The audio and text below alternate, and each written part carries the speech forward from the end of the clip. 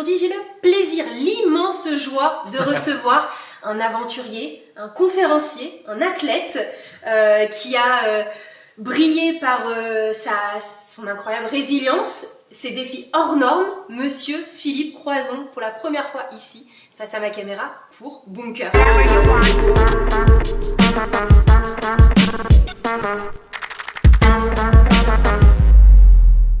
Comment tu vas? Bonjour. Bah écoute, ça va très bien.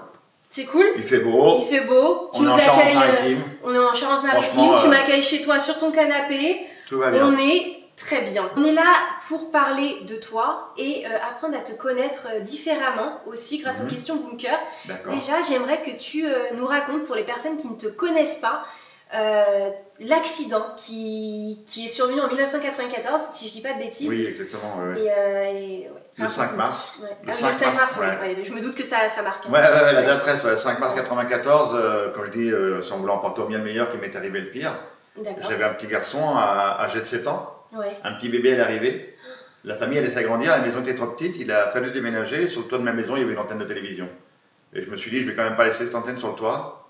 En bon bricoleur, j'ai pris les chaînes en aluminium que j'ai plaqué contre le pignon de la maison. Une grande maison tourangelle très très haute avec son toit en ardoise, la bien pointue. Je me suis cordé à la cheminée et j'ai pris toute la sécurité. Et j'avais bien vu la ligne électrique derrière, mais je me suis dit, ça passe, il n'y a pas de raison. Je déboulonne mon antenne, je tiens très très fort le mât, bien sûr, qui était en fer, en acier. Et à un moment donné, je pose mes deux tibias sur le barreau de chaîne en aluminium, ce qui va créer un contact avec la terre. Et là, 20 000 volts vont traverser mon corps. Ça a créé un arc, ça a collé l'antenne sur la ligne électrique. Le courant est rentré par les mains, est ressorti par les tibias. Et tu vois, à la régie, ils ont fait une grosse bêtise, ils ont cru que c'était une branche qui était tombée sur la ligne. Et pour faire sauter la branche, ils ont rallumé 3 fois le courant. Donc, premier impact, c'est un arrêt cardiaque. Deuxième impact, je reviens à 1 mois. À partir de ce moment-là, je ne perdrai plus jamais connaissance jusqu'à temps d'arriver à Tours, où là, ils vont m'amputer les 4 membres pour me sauver la vie. Parce que tout est trop brûlé, même calciné. Oui, c'était la seule chose à faire pour te sauver la vie, c'était amputer les 4 membres. Il y avait trop de toxines, il y avait trop de choses, il n'y avait rien à récupérer, tout était trop brûlé. Et à quel moment tu t'es dit, je vais transformer cette tragédie, parce que c'est une tragédie, en une force incroyable? C'est fou quand même tout ce que tu arrives à faire. La première réaction, quand tu te réveilles, tu n'as plus de bras, plus de jambes, le réflexe humain et normal, c'est de vouloir mourir. C'est-à-dire ta vie elle est finie, elle s'arrête maintenant, les fameuses phases du deuil. C'est les 5 phases, le déni, la colère, la négociation, la dépression et enfin l'acceptation. Et quand je suis à l'hôpital, je me réveille, je sors du coma, tout le monde vient tenter sa chance pour essayer de me ramener à la vie. Et c'est un oncle de mon ex-femme qui vient me voir et qui me dit, écoute Philippe, je venais de me réveiller pratiquement du coma, et il me dit, écoute, moi j'ai perdu mon papa très jeune, toi t'es encore vivant mon garçon. Et il me dit, pense à Jérémy. Et là il continue sa phrase, il dit, pense aussi à Grégory. Parce que mon petit bébé, il est né 2 mois après l'accident. Quand je me réveille, je sors du coma au bout de 2 mois de mon accident, mon petit bébé il arrive au monde en même temps que moi. On a la même date de naissance tous les deux, c'est rigolo. Et là, il me dit, tu crois pas que ce serait bien que tu sois là pour les guider sur le chemin de la vie, tes 2 garçons? Et pour moi, c'était un coup de jeu, mais virtuel. Une sorte et j'ai décidé de renaissance. J'ai décidé de vivre tout de suite. Et de me battre, comme un fou furieux, quoi. Donc après, là, il n'y a plus rien qui peut m'arrêter. Mais notamment, tu as traversé la Manche à la nage. Oui. Alors qu'avant, tu ne savais même pas nager. Si je dis pas de bêtises, tu as traversé la Manche en 13h26 minutes. Oui. Comment tu t'es préparé à un tel exploit? Enfin, même mentalement, ça doit être hyper dur. Il faut savoir que la Manche, elle est venue sur une hôpital. Quand je décide de vivre pour mes 2 garçons et pour moi, je demande à une infirmière d'allumer la télévision. La première chose que je vois, c'est une jeune fille traverser la Manche à la nage. Marion Hans. D'accord. C'était la 2e française à réussir à traverser de la Manche depuis 1875. Ah oui. Elle a fait une première tentative à l'âge de 16 ans qui avait échoué. Elle était revenue 1 an après, cette gamine. Et moi, je ne connais pas encore le phénomène du dépassement de soi. Je n'ai pas encore été en centre d'éducation. En même temps, tout ce qui s'est passé pour toi. Exactement. Oui. Et je dis, je vois ces images et je dis, waouh, pourquoi pas moi un jour? Pourquoi moi je ne traverserai pas la Manche à la nage? Voilà, c'est rentré dans ma petite tête, mais c'est pas un truc qui me harcelait. T'avais autre chose peut-être pour l'instant à faire. Revivre. Et 12 ans après, on commence des entraînements, je monte une équipe et je leur file le paquet. À ce moment-là, j'ai 40 ans. Le paquet, c'est toi du coup? C'est moi. Okay. Je les réunis, je dis voilà, j'ai un rêve, je veux traverser la Manche à la nage. Le taux de réussite chez les valides est de 10% seulement. Je dis, à vous de me transformer. Et ils prennent un mec qui a 25 kg plus qu'aujourd'hui, qui ne sait pas nager, et vous avez 2 ans pour me transformer. Et en 2 ans de temps, on fait 4000 km de natation, 35 heures de natation par semaine, 6 heures de gainage, pour arriver à l'objectif que personne ne croyait réalisable, traverser la Manche. Et dans ma tête, je dis, si on réussit, je vais changer mon parcours de vie. j'aurais pas la même vie. Donc il fallait que je réussisse. Depuis que j'ai pris 3 décharges de 20 000 volts, maintenant je suis devenu distributeur d'énergie positive. Ah, bien joué, bien joué. Ah oui, c'est pas mal. Mais merci, je vois vos applaudissements. Bravo, bravo, bravo. Le plus dur dans tout ce que j'ai vécu, c'était le retour à la maison. Il n'y a rien de plus violent. C'est ce que vous avez vécu lors des confinements. Le retour à la maison, quand il n'est pas préparé, c'est une catastrophe. Et moi, mon retour, il n'a pas été préparé. Donc pendant pratiquement 10 ans, j'ai végété dans un canapé, j'ai regardé la télé. J'ai rien fait d'autre. J'étais un gros con. J'étais un gros con dans son canapé, qui engueulait son épouse, qui voulait rien foutre, qui était nulle. Et jusqu'à temps qu'elle parte, et voilà. Et je me dis, putain, il faut peut-être que tu te remettes en question, mon garçon. Et là, j'ai demandé un coup de main au psy, ça va durer 1 an. Et je me reconstruis au fur et à mesure. Et après, voilà, je rencontre Susanna, 3 ans après ma séparation. Parce qu'il faut guérir d'une peine de cœur aussi. Oui, bah, c'était la mère de tes enfants. Exactement. Puis moi, je suis un chamallow. Hein. Je suis dans toutes les aventures, mais je te jure, dans toutes les aventures, on m'appelle la chialeuse. Je chiale tout le temps. Tout le monde retient la cerise sur le gâteau, la traversée de la Manche. Mais la traversée de la Manche, c'est juste la fin. Oui, c'est le chemin qui est bon. Mais exactement. C'est les 2 ans de préparation, le dur, la violence du truc. Combien de fois j'ai craqué, combien de fois j'ai hurlé, combien de fois j'ai... Mais on n'a pas lâché l'affaire. Et c'est ça qui est beau au final. Bah ouais, parce qu'à la fin de mes conférences, tu vois, très souvent on me dit, Philippe, si tu retournes tes bras et tes jambes, parce que tu retournes à ta vie d'avant. Ma réponse est non. D'accord. Non, parce que j'aime ma vie d'aujourd'hui.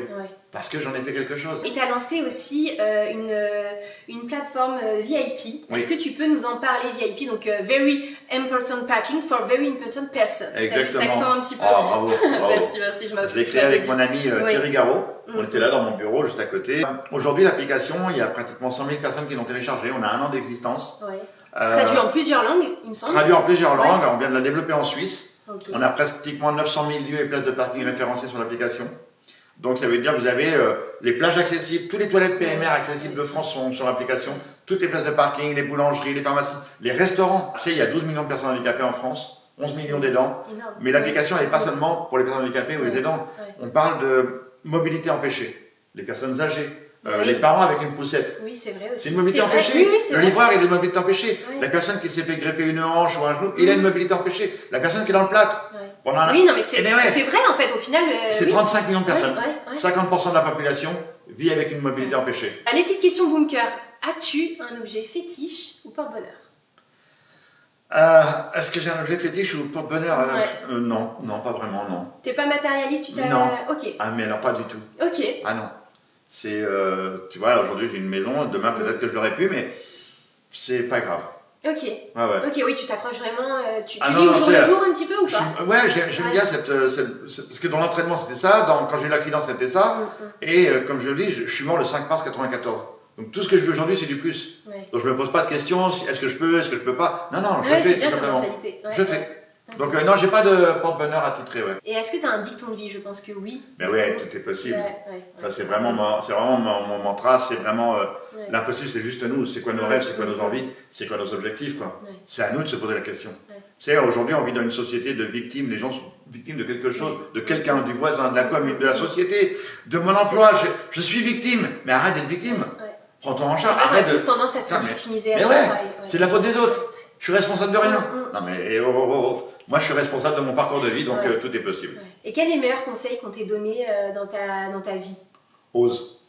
C'était le docteur Punel. J'étais dans son bureau, c'était le 2e centre de rééducation que j'allais faire.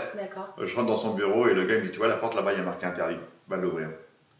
Et moi qui étais un peu timide, je lui dis, mais c'est quoi l'intérêt, c'est quoi le but? Et là il me regarde, il dit, parce que pour toi aujourd'hui mon garçon, rien n'est interdit mon gars. Ose, tente ta chance, et surtout malheureux. Attends pas que les gens viennent vers toi. Va les chercher, provoque-les, bouscule-les, demande-leur un coup de main, mon gars, t'es propriétaire de ta vie, fonce. Et depuis ce temps-là, je l'ai écouté, je fonce. Est-ce que tu es bon cuisinier? J'étais. D'ailleurs, c'est marrant parce que la cuisine est juste derrière moi. Oui, c'est une belle cuisine en plus. Le jour, je disais à Susanna, justement, ma chérie, je dis, écoute chérie, j'aimerais bien partir en vacances dans un endroit où j'ai jamais été et tout ça. Elle m'a dit, bah t'inquiète dans la cuisine. Donc... Bonne répartie, Susanna, oui. Alors j'étais un bon cuisinier parce que mon métier c'était charcutier traiteur à la base. D'accord, ok. On m'a forcé à faire ça pendant 2 ans. C'était pas du tout ce que j'avais envie de faire. Mais pourquoi on t'a forcé de... C'était comme ça à l'époque. Il y avait du... Voilà, il y a cherche un apprenti, tu vas là-bas. D'accord. Ok, mais je veux pas faire ça, moi je vais être menuisier. Oui, mais tu vas là-bas. D'accord, ok.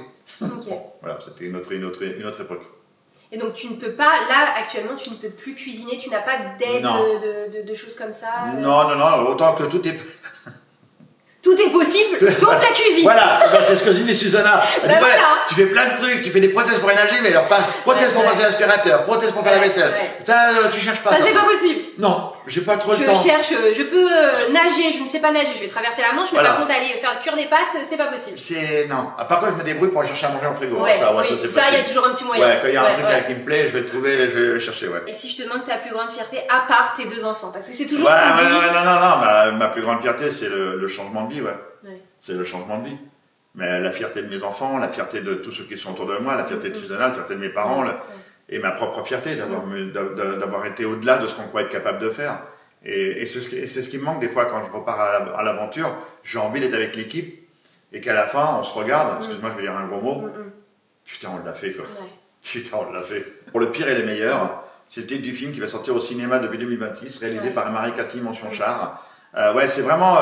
et ce qui est génial avec le scénario, on a travaillé aussi avec le scénario, c'est-à-dire qu'il y a mon histoire, l'histoire de Susanna qui avance comme ça en parallèle, elle avec un pervers narcissique, ses 3 filles, ainsi de suite, la dureté, moi la dureté de l'accident, la reconstruction, jusqu'à temps qu'on se rencontre de la manière la plus moderne possible sur Internet, et qu'on décide de vivre ensemble, et qu'on parte 3 ans après que cette famille recomposée soit unie, on part dans cette aventure complètement dingue de traverser la Manche à la nage. Donc, un très très beau film, rempli d'émotions, d'humour, parce que c'est vraiment moi. C'est vraiment... Tu sais, il y a 2 personnages qui m'ont élevé, ma grand-mère et ma mère. Ma grand-mère dans le dur, très très dur, avec énormément d'amour. Et ma mère qui m'a toujours élevé dans la connerie. Toujours déguisé. Donc, ça fait le personnage que je suis là aujourd'hui. Très concentré dans mes aventures, mais dès qu'il y a une connerie à faire, je suis pas très loin. Je suis opérationnel. C'est vrai que t'es très joyeux, tu rigoles tout le temps, tu déconnes tout le temps, c'est ça qui est incroyable. J'adore l'humour. L'humour a une outil de résilience extraordinaire.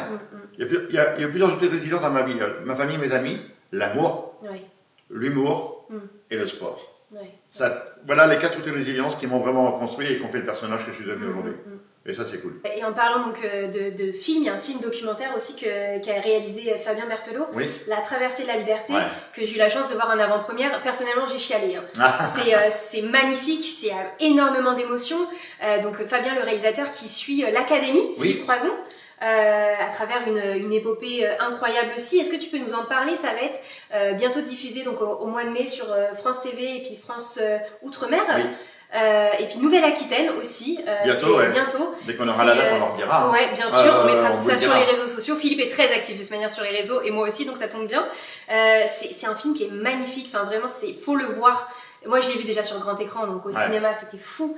Mais comment tu te dis, ma vie inspire, j'ai lancé une académie qui aide des jeunes, c'est magnifique.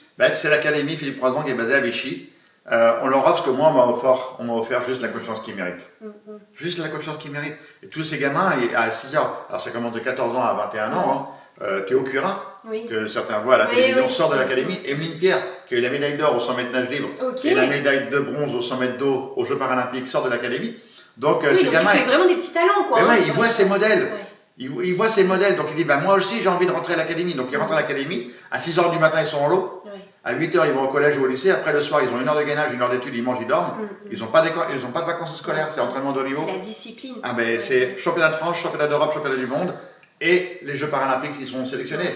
Donc, et une fois par an, pour leur dire bravo, on les emmène à l'aventure. L'année dernière, on a fait donc la traversée de la liberté, le bagne à Cayenne, enfin l'île du Salut. Ils sont rentrés à la nage jusqu'en Guyane et après ils ont passé quelques jours en forêt. Ce documentaire, c'est d'énergie en barre. C'est de l'énergie en barre. Je l'ai dit tout à l'heure, on vit dans une société où tout le monde est victime de quelque chose. Regardez ce documentaire, mais vraiment, et regardez-le avec vos enfants. Regardez-le avec des amis. Regardez-le pas seul, parce que c'est un moment de partage. Il faut qu'il y ait un moment de discussion derrière. T'as vu après? Oui, le débat est hyper important après ça. Les gens ont envie de parler. Tu vois les choses aussi autrement. Enfin, ils ont une capacité à rebondir, à jamais se plaindre. C'est dingue, une force mentale, physique. Aller au-delà de ce qu'on peut être capable de faire. Aller au-delà de ce qu'on peut être capable de faire. Et quand il y en a un qui a un problème dans l'équipe, c'est un noyau, quoi. Tous les autres jeunes se mettent autour de lui et on va l'aider, quoi. Ça se fédère, c'est ça qui est beau. Et on a besoin de cette société a besoin de ça. On est dans une société très difficile et je pense qu'on peut regarder vers le monde du handicap parce que c'est vraiment un monde de souffrance, de résilience et malheureusement de silence. Elle est là, la force. Elle est là, la force. Les tabous et en parler. Et faire des actions comme ça, je trouve ça magnifique. C'est que du bonheur. Donc regardez le documentaire, vous allez vivre un moment de partage intense. Merci beaucoup Philippe pour ta confiance. Merci de m'avoir accueilli chez toi. sur ton canapé, vraiment un hôte parfait. Je vous le dis, n'hésitez pas à liker, partager et commenter la vidéo. Et check. Merci beaucoup Philippe. Merci à toi. On vous embrasse. Bisous. Au revoir.